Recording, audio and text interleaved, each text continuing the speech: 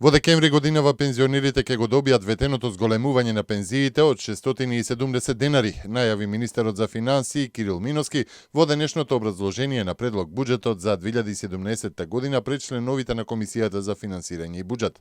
Повеќе од 300.000 пензионери ќе добијат зголемување од околу 670 денари или во просек покачување од 5%, рече Миноски, кој додаде дека зголемувањето ќе биде линеарно кај сите пензионери, а најголемо ќе биде кај оние со пензија помало од 9.000 денари, каде зголемувањето ќе изнесува 8%. Предлог буџетот за 2017 година е работен врз основа на проекција за раст на економијата од 3%, а инфлацијата да остане на ниво од 1%.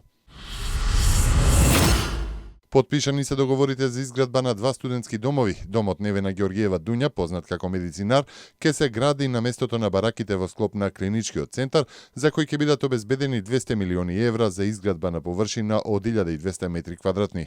Вториот студентски дом ќе се гради во рамки на Државниот универзитет во Тетово, инвестиција вредна 120 милиони денари. Според најавеното и договорите, изградбата треба да заврши во рок од 24 месеци.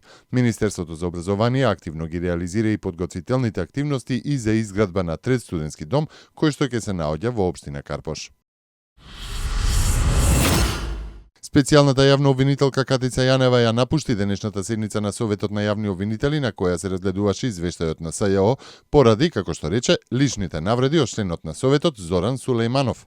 Личните навреди и вадењето прашања од контекст од извештајот сметам дека нема потреба да ги одговарам и затоа ја напуштив седницата, но сметам дека и членовите на Советот на јавни обвинители исто така ја напуштија седницата бидејќи не го оправдуваа начинот на кој постапуваше Сулејманов, рече Јанева за медиумите. Таа во петокот ја напушти седницата на Собраниската комисија за политички системи и односи меѓу заедниците, на која се разгледува 6-месечниот извештај за работата на специјалното јавно обвинителство.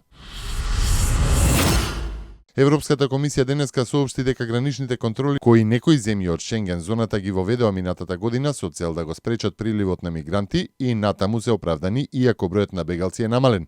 Сепак тоа не значи дека 5 држави Германија, Шведска, Норвешка, Данска и Австрија ќе можат автоматски да ги продолжат своите вонредни гранични контроли во Шенген зоната штом ќе истече одлуката на 12 ноември. Европската комисија соопшти дека вкупно 5651 лица се префрлени од Италија и Грција во другите земји според планот за релокација на мигрантите.